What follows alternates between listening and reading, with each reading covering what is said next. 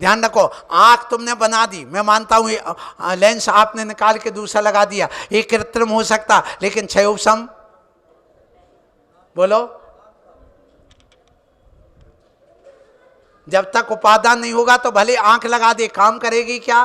नहीं क्या? बोले आंख अब ना सूख गई, अब डॉक्टर कुछ नहीं कर सकता। तो इसलिए कुछ चीजें ऐसी हैं कि जो हमारी अज्ञानता के कारण से हो रही हैं और अपनी जो धारणाएं बनी हुई हैं उनमें आपको चिंतन का विषय दिया। मैं भगवान नहीं हूं, इस पर और मंथन करेंगे, क्या बात हो गई? हम अपने गुरु महाराज से पूछ लेंगे और बड़े से, उनसे पूछना आप जा करके कि ये क्या है। यदि वो कहेंगे कि कृत्रिम है, मैं कान पकड़ के सर स्वीकार कर लूंगा, हाँ कृत्रिम है, अकृत्रिम नहीं है, क्योंकि हमने तो उन्हीं से ज्ञान पाया है। इसलिए मैं आपके सामने तर्क रख रहा हूं।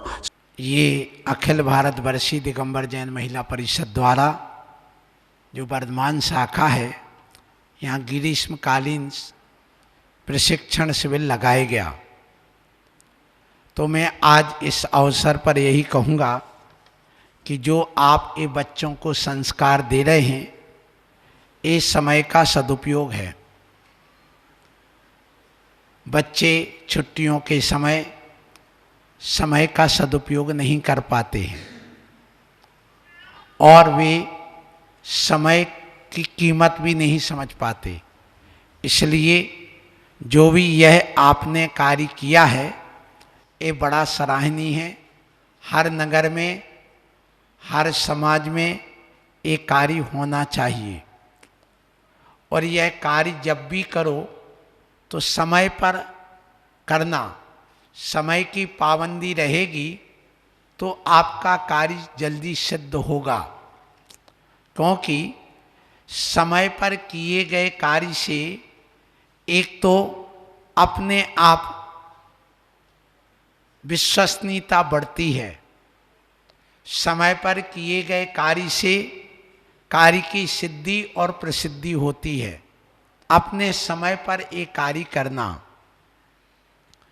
चाहे एक बच्चा आए चाहे 100 बच्चे आए, हमेशा समय का ध्यान रखना, समय को बर्बाद नहीं करना। समय एक सोना है, हम सब जानते हैं, टाइम इज गोल्ड। उस समय की कीमत को जो समझता है वही समय माने आत्मा को जान सकता है। सो इन बच्चों से कहूं कि वर्तमान समय हमारे लिए कुछ करने के लिए मिलता है, सिर्फ वर्तमान समय अपना होता है और जो समय निकल गया भूतकाल जिसको कहते हैं, यह भूतकाल एक सपना है और भविष्य काल सिर्फ कल्पना है और वर्तमान सिर्फ अपना है। तो इस वर्तमान समय को समझ करके आप भी समय के पाबंदी बने, क्योंकि ये घड़ी में आवाज आती ना, टिक टिक टिक टिक आती ना, तो ये घड़ी क्या कहती है? टिक टिक टिक टिक करती घड़ी सभी को मानो ये बतलाती है करना है तो जल्दी कर लो, घड़ी बीतती जाती है। घड़ी बीत रही है, तुम अभी बच्चे हो, एक एक समय का कीमत समझो।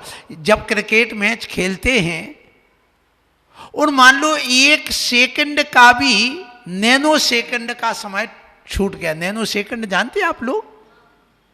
मतलब 1 सेकंड में भी 60 और भाग हो जाते हैं, जिसको नैनो सेकंड कहते हैं। 1 सेकंड का भी 60वें भाग को नैनो सेकंड कहते हैं। उतनी देर में यदि बॉल लग गई पैड में तो कहाँ जाती है? बैट में लगने पर सीधी बाउंड्री के बाहर, और नहीं लग पाई तो सीधे स्टंप में लगती है, तो आउट हो जाता है। और मान लो कोई आईएएस की परीक्षा दे रहा है और 1 सेकंड आप लेट हो गए और एक टिक नहीं लगा पाए और 3 नंबर कम मिले और तुम फेल हो गए, तो कितनी कीमत है? अथवा कोई ट्रक आ रहा है और बस 1 सेकंड में टकरा नहीं पाए और आप निकल गए और टक्कर नहीं हुई तो बच जाओगे, और टक्कर हो गई तो मर जाओगे।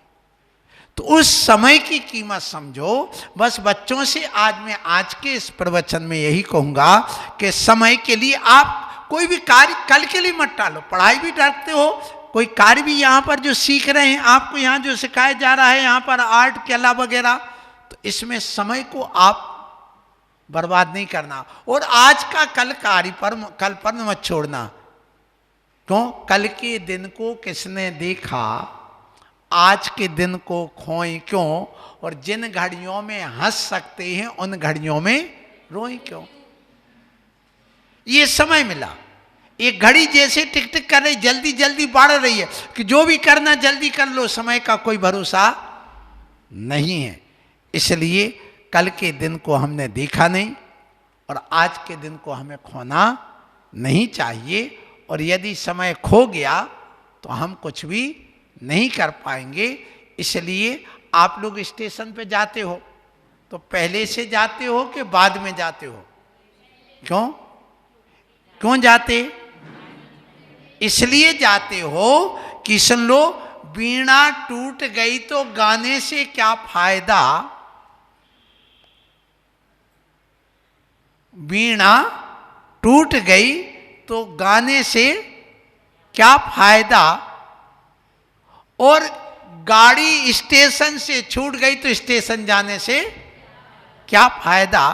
अरे गर्मी का समय है, एक एक समय का सदुपयोग कर लो, अन्यथा चिड़िया चुग गई खेत पर पछताने से क्या फायदा। इसलिए जो बच्चे नहीं आ रहे हैं शिविर में, उसको भी ले करके आओ और इसको अच्छे ढंग से पढ़ो, समझो। ये शिविर जो लगाया है, ये शिविर आपको मालूम 1 घंटे आपको सिखाया गया।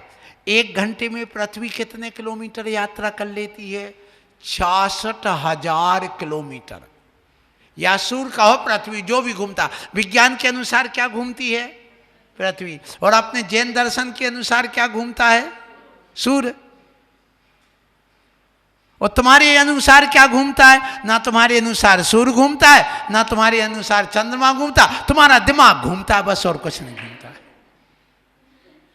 तर्क करते हो, भगवान ने ऐसा कर दिया, भगवान ने वैसा कर दिया। बच्चों का भी भगवान के ऊपर दोष मत देना। क्यों? एक व्यक्ति था, वो आम के पेड़ के नीचे बैठ गया, गर्मी का समय था, चलते चलते 8 किलोमीटर में थक गया और जा करके वो यहाँ से और गया। 8 किलोमीटर बाद जाके वहाँ बैठता है और वो लेटा लेटा क्या देखता है, कुछ आम के पेड़ पर कद्दू जानते ना, है काशी फल, कद्दू, कुमड़ा है, तो वो उसकी बेल चढ़ गई, लौकी की बड़ी बड़ी बेल चढ़ गई। और उसने देखा कि उस पेड़ पर कद्दू भी बड़े बड़े 5-5, 7-7 किलो के कद्दू लटके हैं। किसमें? वो पतली पतली बेल में लटके हुए हैं। क्या लटके हैं? कद्दू और लौकी। और आम कितने हैं? 100-100 ग्राम के, 50-50 ग्राम के।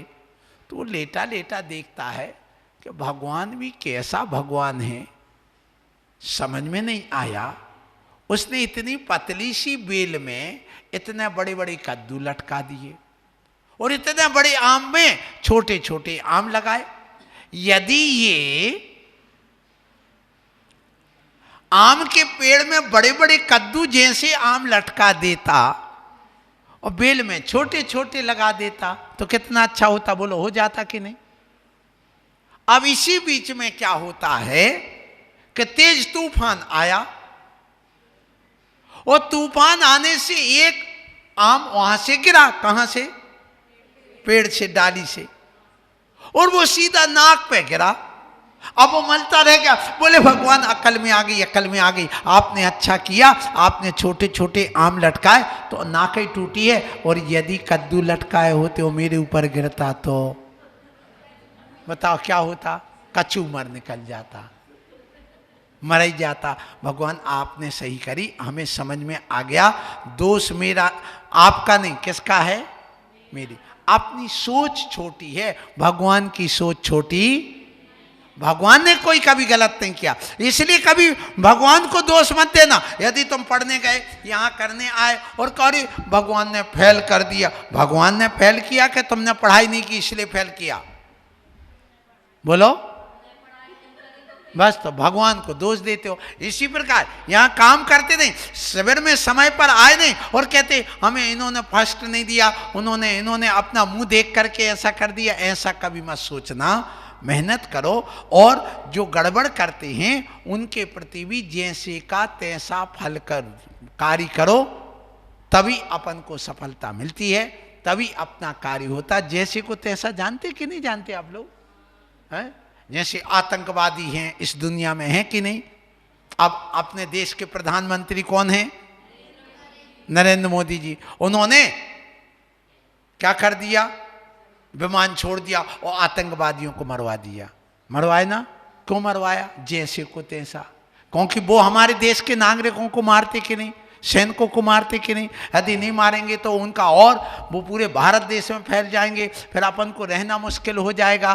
तो जैसे को तैसा भी बनना। ध्यान रखो बच्चों, तुम जैनी हो, अहिंसक बनो, लेकिन अहिंसक बन करके भी अपने आप में अलर्ट रहना। सैनिक की तरह प्रत्येक युवा को रहना चाहिए। जैसे सैनिक हमेशा अलर्ट रहता है और हमेशा तैयार बैठा, ऐसे पढ़ने के लिए, शिविर में आने के लिए, मंदिर जाने के लिए, पूजा करने के लिए, अभिषेक करने के लिए, आहार देने के लिए, माँ बाप की आज्ञा का पालन करने के लिए हमेशा सैनिक की तरह अलर्ट रहना चाहिए, तैयार हमेशा रहो।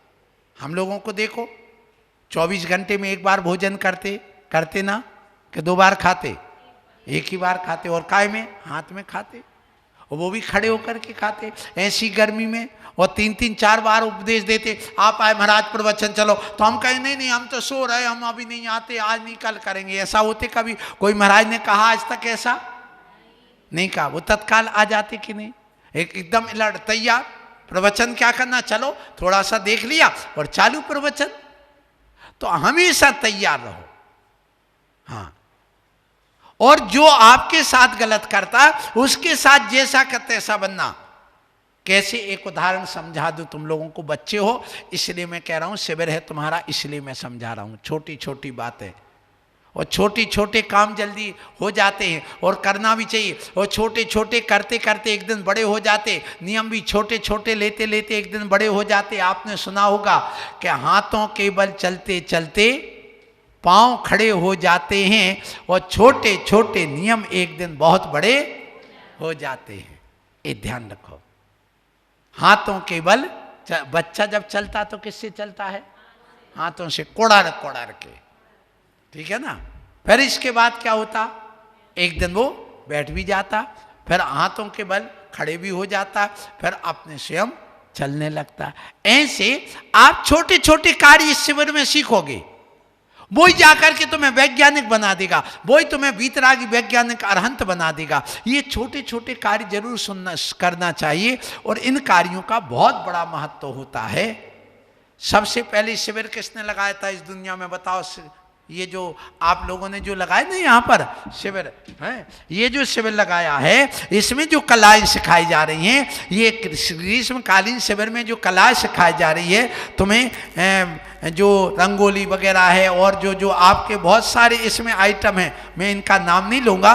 थाली में आरती क्या करना, कैसे बनाना, ये कागज का उपयोग कैसे करना, पुट्ठी का उपयोग कैसे, ये सब सिखाया जा रहा। ये कलाएं सबसे पहले किसने सिखाई थी? जैन दर्शन के अनुसार सबसे पहले आदिनाथ स्वामी, जिनका नाम ऋषभदेव था, आदिनाथ था, इनको आदि ब्रह्मा कहते हैं। इन्होंने सबसे पहले 6 कर्म के रूप में इस गर्मी में शिविर लगाया।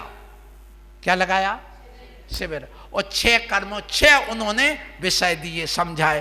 पहले क्या समझाया उन्होंने? असी, मसी, कृषि, शिल्प, वाणिज्य और विद्या। समझ में आ रही ना? ये 6 कर्म का। अब देखिए, अपनी दोनों बेटियों को, किसको? ब्राह्मी और वो कौन थी? आदिनाथ की बेटी। उनको एक को अक्षर विद्या सिखाई और एक को अंक विद्या। अक्षर आ ई ई ऊ सब सिखाया। किसको? ब्राह्मी को। और सुंदरी को 1 2 3। तो एक ब्राह्मी लिपि कहलाती है क्योंकि ब्राह्मी को सिखाया था। तो ये आप समझिए कि ये शिविर लगाया। फिर अपने बेटों को धनुष चलाना, तलवार चलाना, क्योंकि क्षत्रिय थे, आदिनाथ इक्ष्वाकु वंश के थे वो। तो ऐसे आदिनाथ भगवान जो हुए, उन्होंने 6 कर्मों का शिविर लगाया। उन्होंने ये प्रशिक्षण दिया, किसको? प्रजा के लिए। जब भोग भूमि समाप्त हो गई, उस समय अब कर्म करके भोजन करना। अब कहाँ से लाएं भोजन? तो उन्होंने कहा कृषि करो, उन्होंने कहा लेखन कार्य करो, उन्होंने कहा ये मकान वगैरह शिल्प विद्या सिखा दी, अक्षर विद्या सिखा दी, अंक विद्या सिखा दी। ऐसी अलग अलग 80 माने लेखन कार्य है ना, मसी माने लेखन कार्य, और 80 माने पशुपालन। 80 मसी कृषि, खेती करना, और शिल्प वो आकृति वगैरह बनाना, जो आपको बताया जा रहा अभी यहां शिविर के वाना। 80 मसी कृषि, शिल्प और वाणिज्य, व्यापार है। ये जो वाणिज्य शास्त्र जो पढ़ाया जाता है, वाणिज्य जो पढ़ते ना आप लोग काय में, कॉलेज में, कॉमर्स में, तो वो तो वाणिज्य सबसे पहले आदिनाथ ने पढ़ाया। लेकिन इतिहास में पढ़ाया नहीं जाता कि वाणिज्य की शिक्षा किसने दी? आदिनाथ सुमन। तो ऐसी ये जो विद्या है, ये आप लोग ले रहे हो, तो आप जरूर इसको लें, और ले करके अपने यहाँ पर भगवान को दोष ना दें, बल्कि भगवान से आप वो शिक्षा लें, और जैसे को तैसा बन करके अपना कार्य करें। इसलिए मैं आप लोगों से कहना चाहता हूँ, सुनो, कि जैसे को तैसा कैसे बनना। सुनो, बेटियों को भी ध्यान रखो। आजकल मन चले लड़के सारी दुनिया में घूम रहे हैं, कितने, 1-2 नहीं, 40 लाख लड़के भारत देश में सिर्फ ये करते हैं कि कौन सी लड़की कहाँ की है, इसका नाम क्या है, इसका मोबाइल नंबर क्या है, इसकी ईमेल आईडी क्या है, इसका व्हाट्सएप नंबर क्या है, ये सब पता लगाते हैं। और कहाँ जाती? बस अच्छा एक मोटरसाइकिल पर बैठा और पीछे पीछे जाएगा, देखेगा और दोस्ती करेगा। मजदूर दिवस, अब मजदूर दिवस पे आप लोगों को ये शिविर आज चालू किया गया। नौकर में और मजदूर में क्या अंतर? बहुत बड़ा अंतर है। नौकर मजबूरी में भी उसको काम करना पड़ता है, लेकिन जो मजदूर होता है वो मजबूत होता है, उसके लिए कभी किसी का बंधन नहीं होता। जब मन मर्जी करना मजदूरी, आज तो करना, नहीं तो घर में सोना।